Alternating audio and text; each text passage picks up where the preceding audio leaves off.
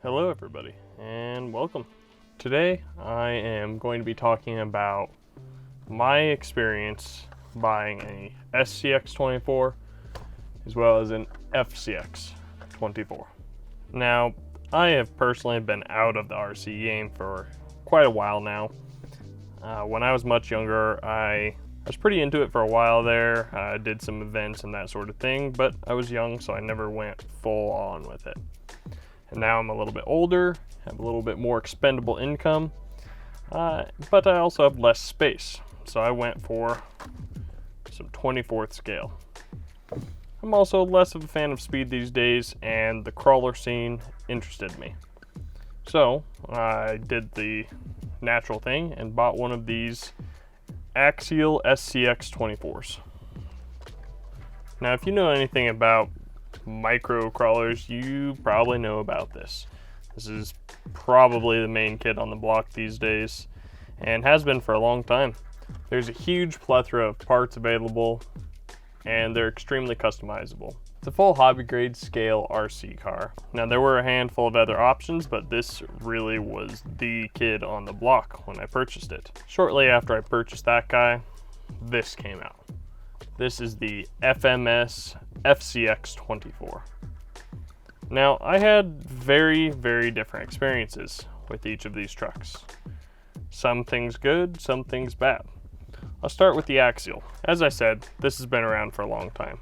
It's at this point pretty classic. They've got some updated models with different electronics and things like that, but this is an old school one. Now, I've done just a small amount of work to this. I, like most people, had problems with the stock charger and it killed my stock battery. So I had to get rid of that and get an upgraded battery as well as a different charger. Now, that wasn't too big of a deal to me. That was 30 bucks and I got a pair of big batteries. But it's a known, very common issue with these. I didn't know that at the time, but now I do. After that, I ran this totally stock for a long time. I did just recently upgrade the steering linkage. This is a lot tighter than the stock stuff, and I think that it's what finally did in my stock servo, which is the other main failure point on these little crawlers. That stock servo is pretty much garbage. Lasted me for a long time, but on my first event I went to the other day, it finally died on me. Now, recently, FMS came out with their own 24th scale crawler, and that is this FCX24 with this power wagon body. As I said, I had a very different experience with this truck. With the SCX, there were common failures. It didn't happen immediately, and the parts were readily available to fix it. Now, with this guy, I did get it right after launch. One of the main problems that I immediately had with it is this has these portal axles down in here.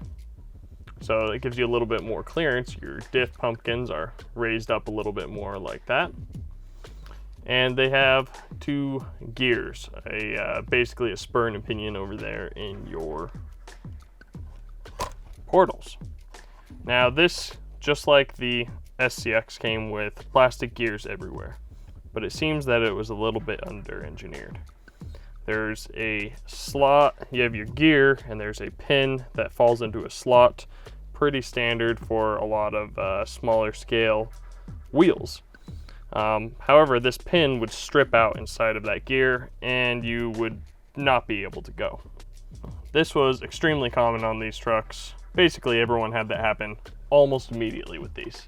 And the real problem is because it was so new, there was nothing available to fix it. You just sort of had to deal with it for a while. That being said, FMS was very quick on a release with metal portal gears, and they assisted customers that had purchased these trucks and sent them out free of charge, which, if you were to purchase them separately, was something like a $15-ish upgrade, which seems like a pretty reasonable upgrade for some good steel gears. And as I said, they sent them to anyone that had those early run trucks that came with the plastic gears like mine did, and took care of their customers. Now, shortly after that, I did run into another problem with my ESC. This is actually not the stock ESC, because the first one did what, again, a common issue. A lot of people had this, where the steering would just start twitching and you had no control, and it eventually just gave up altogether. When that started happening, I reached out to FMS support again, gave them a video of what was happening, and they had no hesitation to send me out a new ESC and transmitter combo. So they sent me everything to take care of me, and that fixed my problem. I was all good to go. Outside of that, I have had no major problems with this. Initially, my rear shocks were a little bit rough, a little crunchy, but they kind of bedded in and freed up over time. And this has been a great little truck. I've only had it for a couple of months now because that's all that it has been out. So, to sort of recap, on the SCX24, over the course of 2 years, I had a couple of known failures that would happen more or less if you started upgrading this thing. But it took several months for any of that to fail. That being said, this is an old model, and those issues could have been easily remedied by the manufacturer. Now with the FMS, it was a brand new model that came out, and I did have issues that were mostly related to the fact that it was brand new. However, the manufacturer took care of me immediately. So why do I bring that up? What's it matter to you? I wanted to get my dad into these crawlers with me. And when it came down to it, this was too new and had too many unknowns. I was currently having issues with the portals, the ESC was starting to go crazy, and generally speaking, I felt like it was unreliable. So I steered him towards the direction of the SCX over here, just because I knew it was going to be good to go with a couple of caveats. With this, I just didn't know what I was going to get yet. That being said, if I were to do it all over again, with a couple of months under my belt, the FCX over here is a really awesome truck.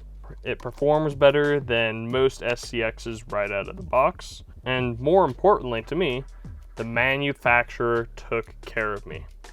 To be fair, I did not reach out to Axial about the issues that I had with this truck, but as I said, these are old, common, well-documented issues, and Axial didn't do anything to update what comes with the truck or anything like that to remedy these problems, and I doubt they ever will.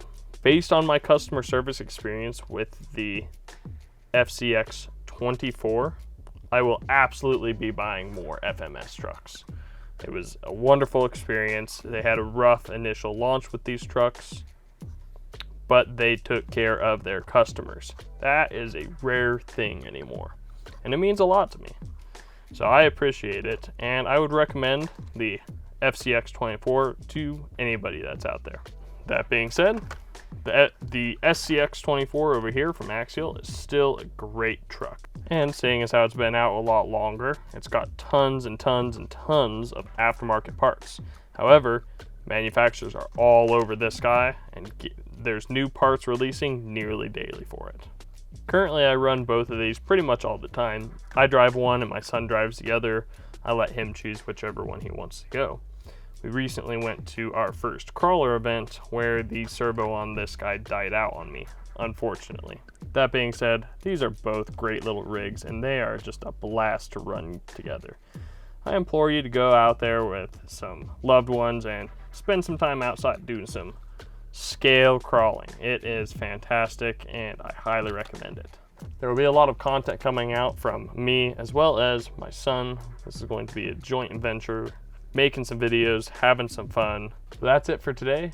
I will catch you guys in the next one.